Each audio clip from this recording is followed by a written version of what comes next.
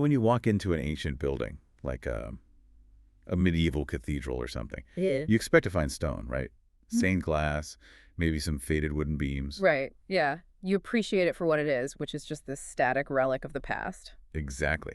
But imagine if you're walking through that exact same ancient stone structure Hmm. and you accidentally scrape away a bit of plaster, and suddenly you find modern high-speed fiber optic cables Wired right directly into the foundation. wired right in. Yeah. I mean, that completely shatters your framework. It would mean whoever built that structure wasn't just, operating in the past. They were somehow anticipating the future. Oh, totally. And that is exactly the kind of paradigm-shifting territory we are stepping into today for this deep dive. It's a massive shift in perspective. It really is. So welcome to today's deep dive. We are thrilled to have you with us. Our mission today is to unpack a really dense, fascinating lecture transcript. Yeah, a transcript that attempts to take the book of Genesis and, well, the Bible as a whole, really, and reframe it entirely for you. Right. And the source's ultimate goal is to present these 66 ancient books not just as like a collection of historical traditions, but as an integrated, mathematically verifiable message system. Authored from a dimension completely outside of linear time, which is wild to think about. It's mind-blowing. We are going to be looking at ancient cryptology, particle physics, advanced mathematics, and, some very fundamental human philosophies. We really are covering a lot of ground today. We are. But before we get into the actual mechanics of all that, Yeah. I need to lay down a really quick disclaimer about the source material. Yeah, that's probably a good idea. The speaker we are analyzing holds some highly politically charged viewpoints. Most notably, they argue that public schools and the teaching of evolution lead directly to societal lawlessness. Right, and they actually point to tragedies like the Columbine High School massacre as a direct result of that teaching. Exactly. So we are neutrally reporting these views to you, the listener, so you can fully understand the original speaker's core arguments and their framework. Right, our mission here isn't to endorse that political commentary or take sides on it. No, not at all. Yeah. It is simply to convey the ideas exactly as they are presented in the original text. We're just the messengers here. And understanding that specific viewpoint is actually crucial to understanding the speaker's entire premise. How so? Well, the reason the source connects evolutionary theory to a tragedy like Columbine is rooted in how they define the foundation of human psychology. Okay, I'm tracking. Before we can even look at the text of Genesis, we have to look at the psychological lenses through which the speaker believes human beings view their own existence. So getting to the root of how we see the world. Exactly. The argument here is that there are really only two fundamental worldviews, and every single belief you hold stems from one of these two starting points. Right. And the first worldview is the idea that the universe and everything in it is the result of a cosmic accident. Just a random collision of particles that eventually, over billions of years, led to us. And the second worldview is the exact opposite. It's the belief that we are the result of deliberate design by a purposeful designer. Yes, and the source asserts that the accident worldview inherently breeds lawlessness and chaos. Because if humanity is just a random collection of highly evolved biology, then there is no ultimate transcendent authority telling us what to do. Right. But the design worldview, according to the text, provides concrete answers to the four great human questions. Which are, who am I, where did I come from, why are we here, and where are we going? Those are the four. Okay, let's unpack this, because I have to admit, when I read that part of the transcript, I found myself really pushing back. Oh, I'm sure you did. It's a bold claim. It is. I mean, does a belief in a random cosmic origin actually dictate our daily moral decisions? That's the question, right? Yeah. Is someone who believes the universe started with a Big Bang inherently more likely to act out destructively? It just feels like the source might be drawing an overly hard line to make a rhetorical point. That's a very fair critique. Because, plenty of people who view the universe as a random event still live incredibly moral, law-abiding lives. Oh, absolutely. And that strikes right at the heart of the speaker's philosophical argument. The source is actually arguing from a macro societal perspective rather than an individual one. Okay, so it's about the society as a whole, not just one person. Right. The speaker is tapping into this deep psychological reality that humans inherently crave structure and meaning. We want things to make sense. Exactly. And if you remove a designer from the equation, you force humanity to confront a potentially terrifying vacuum of ultimate meaning. Because if we are just a cosmic accident, then ultimately on a grand cosmic timeline, Nothing we do has eternal significance. Right. The speaker is arguing that when a society adopts that vacuum as its baseline, it eventually leads to a breakdown of objective morality. Because morality just becomes subjective preference at that point, like my opinion versus yours. Exactly. So it's a question of what is anchoring your reality. If your anchor is a random accident, the source believes the ship eventually drifts into chaos. But if your anchor is a designer, that changes everything for you. It changes the entire foundation. So if we accept the premise of a designer for a moment, the natural next question for you listening is, what does that design actually look like? Right, because you want proof. Yeah, because the source doesn't just, point to a beautiful sunset and say, look, a creator. It claims to have objective mathematical proof buried in the ancient Hebrew text. Yes. And this is where we move from philosophical worldviews into the realm of ancient cryptography. Which is where my mind was completely blown. It's wild. The source details a rabbinical concept known as equidistant letter sequences, or ELS. When I saw this, I instantly thought of World War II code breakers. Oh, like Alan Turing? Yeah, Alan Turing and the Enigma machine, using early computational models to find hidden, repetitive patterns in Nazi communications. Right, finding the hidden signal in the noise. But the source points out that ancient rabbis were doing this centuries ago, anticipating modern computational cryptography using just the Torah. And doing it by hand, which is staggering.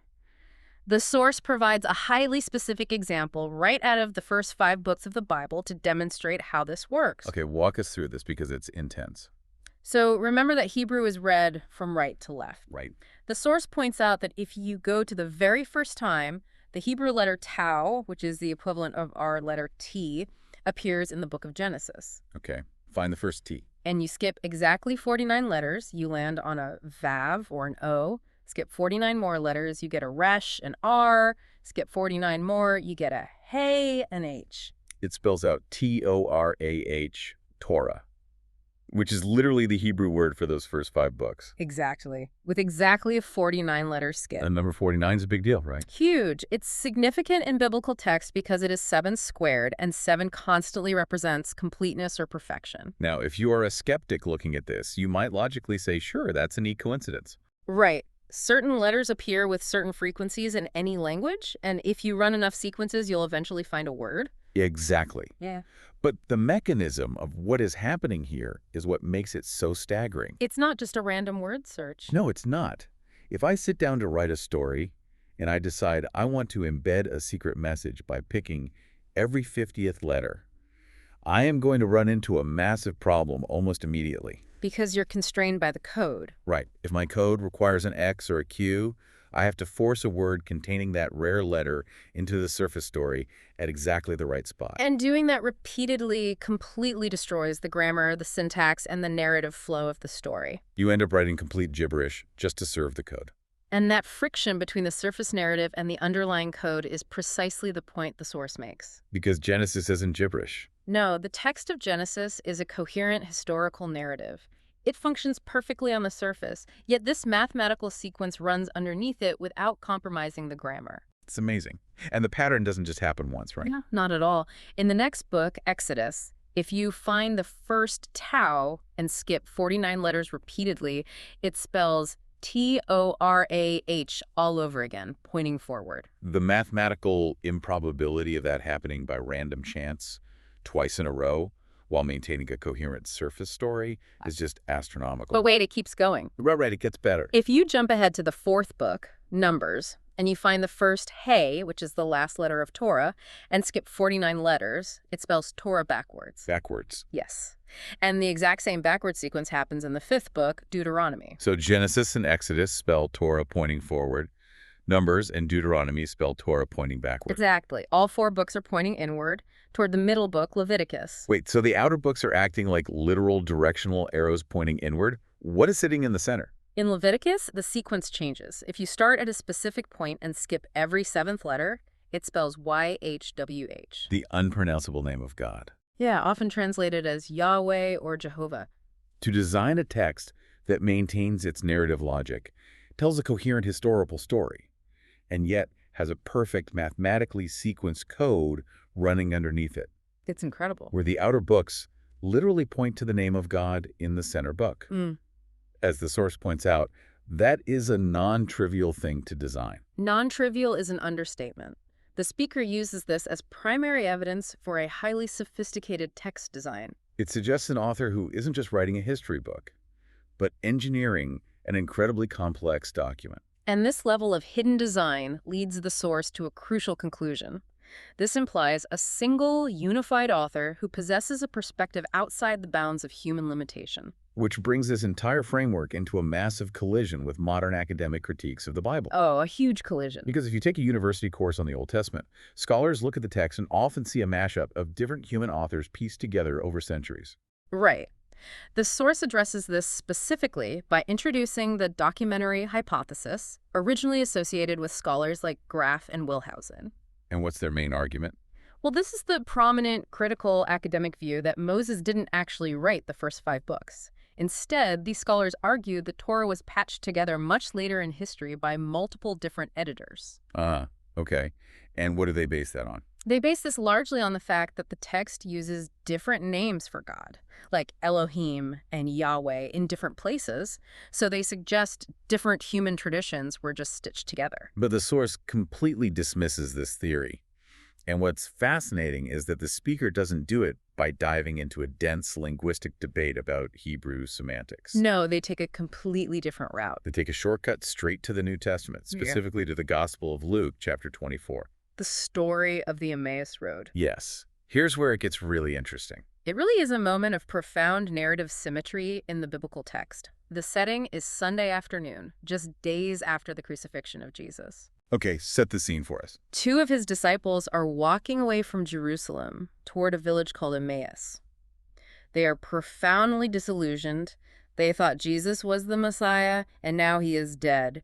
Their hopes are entirely crushed. And then a stranger joins them on this 7.5-mile walk. Right. This might be my absolute favorite moment in the source text because it feels like an ancient episode of Undercover Boss. That's a perfect way to describe it. It is a post-resurrection Jesus, but the text says the disciples are kept from recognizing him. Right. They just think he's some guy. And instead of dropping a lightning bolt or performing a miracle to announce himself, Jesus just plays along. He sees them looking miserable and simply asks, "What are you guys talking about?" And they are absolutely shocked by the question. They essentially ask him, "Are you the only guy visiting Jerusalem who doesn't know what just happened?" And Jesus, who literally just went through the crucifixion, looks at them and says, "What things?" The irony there is incredibly rich. It's brilliant, but it serves a specific theological purpose in the source's argument. Once the disciples explain everything that happened, Jesus finally speaks up to correct their misunderstanding of who the Messiah was supposed to be. But he doesn't just say, "Surprise, it's me." No. The text in Luke says that, beginning explicitly with Moses and all the prophets, he explained to them what was said in all the scriptures concerning himself. And that detail right there is how the source refutes the entire documentary hypothesis. Exactly. The speaker's argument is super simple. If you believe the words of Jesus, you have to believe Moses wrote the Torah, because Jesus specifically attributed those books to him. In this worldview, if Jesus is the ultimate authority, the academic debate about multiple human authors is completely overruled. For this speaker, the text is a perfectly interlocked system. It cannot be pulled apart into separate human traditions because it was engineered as a single unit. And to further illustrate this, the source points out the perfect thematic mirroring between the very first book, Genesis, and the very last book, Revelation. They act like perfect bookends to human history. The symmetry is actually stunning when you lay them side by side. It really is. In Genesis, you have the creation of the first earth. In Revelation, the creation of a new earth. In Genesis, you have the entrance of sin, the curse being placed on humanity, and the tragic arrival of death. And in Revelation, you see the exact inverse of those events.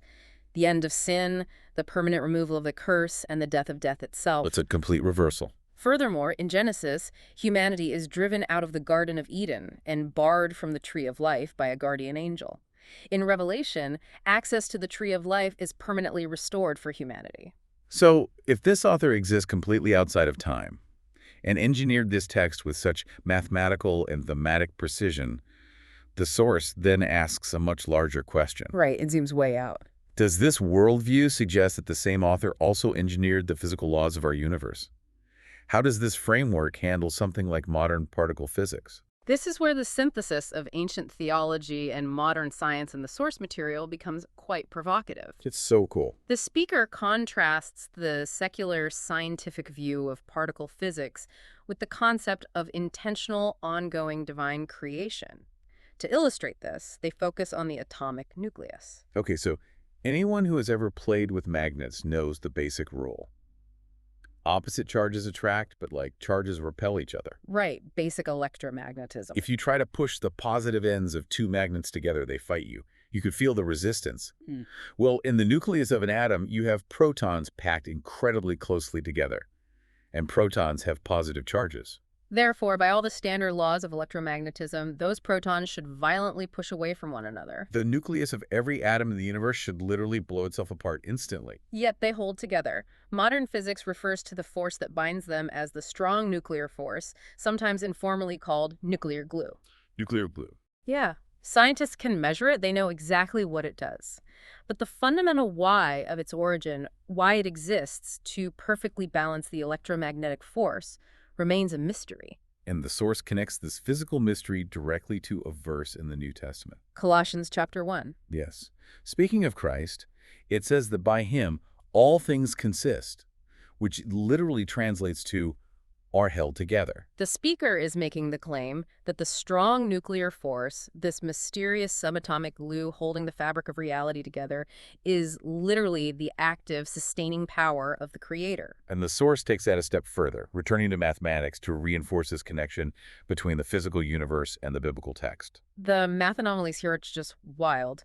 The speaker argues that the fundamental constants of the universe are actually embedded in the original languages of the Bible. This blew my mind. Okay, you listening, stay with us here because we are getting into some deep math, but the mechanism is fascinating. So in ancient Hebrew and Greek, they didn't have separate symbols for numbers. Right. Every letter doubled as a number, which means every word has a specific numerical value.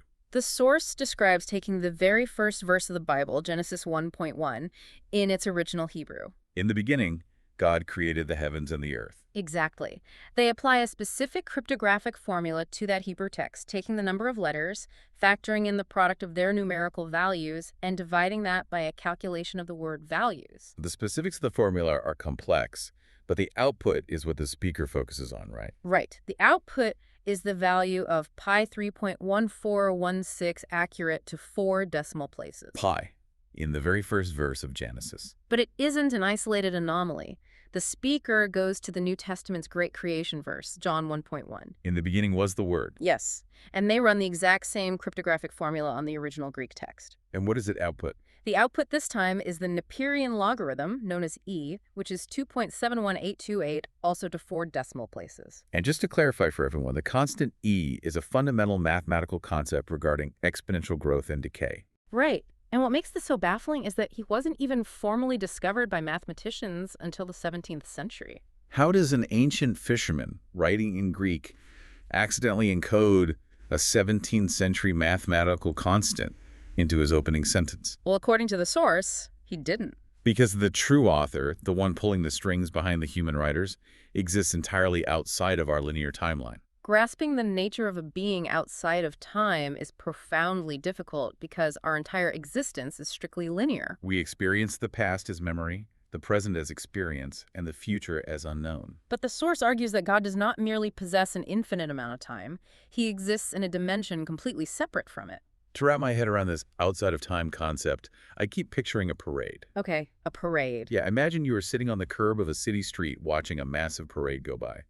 You see a marching band pass, then a giant float, then a group of acrobats. Your experience is entirely sequential. Exactly. You can't see what's coming around the corner, and you can only remember what just passed. You are bound by the timeline of the street level. But if you elevate your perspective, say you are in a helicopter hovering 2,000 feet above the entire city, you aren't bound by that sequence anymore. Right. You could look down and see the staging area where the floats are just starting, the marching band right in the middle of the route, and the end point where the early participants are already packing up to go home. You see the beginning, the middle, and the end at the exact same instant. You are outside the dimensionality of the parade. And the source argues that is exactly how the Creator relates to human history. He is outside the dimensionality of time. which completely redefines how prophecy works in this framework. Prophecy isn't the creator making highly educated guesses about what humanity might do. No, it's the creator simply reporting on what he can already see from the helicopter. He writes history before it happens in order to authenticate his message. It's just so fascinating. So we've explored the philosophical weight of worldviews, the mathematical improbability of the Torah codes, the deep symmetry of the text, and the particle physics of nuclear glue. We've covered a lot, but the source ultimately drives all of this toward one final central question. What is the ultimate mission of this grand, multidimensional design? According to the source, the main event, the absolute focal point of the designer, isn't actually the creation of the physical universe itself. Which is wild to think about, considering we just spent all this time marveling at the math and physics required to hold a single atom together. It does seem counterintuitive at first, but the source structures its final thematic overview around a divine progression. Moving from the act of creation toward the ultimate act of redemption. Yes. To understand the hierarchy of these events, the speaker asks the listener to weigh their relative importance by looking at their cost. Cost. Like, what did the creation of the entire cosmos, the billions of galaxies, the laws of physics, the Earth itself, what did that cost the creator? According to the text of Genesis, it cost him 6 days of simply speaking things into existence. The speaker even jokes that, given the creator's power, he could easily do it again if he wanted to. So the cost of creation was essentially zero. But what did redemption cost? According to this worldview, humanity fell into a state of brokenness that required fixing. And redeeming humanity from that fallen state didn't just take a spoken word. It cost the creator his own son. The contrast is staggering. 6 days to build the universe versus the agonizing, sacrificial death of a son to save its inhabitants. This contrast profoundly shifts the listener's perspective on human significance. In a purely material worldview, human value might be measured by our physical size compared to the incomprehensible vastness of space. In which case we are statistically insignificant, just a speck of dust. But in the speaker's worldview, human value isn't measured by the scale of the cosmos. Our value is measured by the extreme lengths the designer went to in order to enact redemption. The creation week, with all its cosmic wonder, merely serves as the foundational stage. It built a theater. But redemption is the actual play. Wow.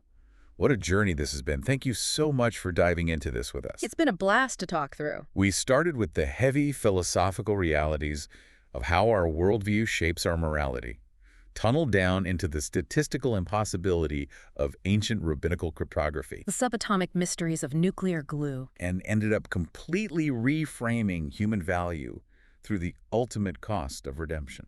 It truly is a reminder that regardless of your starting presuppositions, these ancient texts contain layers of complexity, mathematical, philosophical, and theological, that demand serious, critical thought. They are far more than just static relics of the past. Definitely not just faded wooden beams. Exactly. We've covered a massive amount of ground today, but we can't let you go without leaving you with one final, lingering puzzle from the source text. Something for you to chew on as you go about your week. As we discussed the mechanics of the creation week earlier, you might recall that God looked at, almost every single day, the creation of light, the separation of land and sea, the animals, and declared that it was good. But there is one glaring, mysterious exception in the text of Genesis. God did not say that about Monday. The second day of creation. Every other day gets the specific blessing, but Monday is entirely left out. Why wasn't Monday blessed? It's a mystery hidden right in plain sight. So the next time you are sitting in a meeting on a Monday morning feeling like the day is just fundamentally unblessed, maybe there is an ancient cosmic precedent for that. Or maybe, just like finding fiber optic cables hidden inside the stone walls of a medieval cathedral, there's a much deeper code waiting to be deciphered. Think about it. We'll catch you next time on The Deep Dive. Thanks for joining us on this hour on the Archive Hour. Join us on our next hour as we bring you more adventures from the Bible.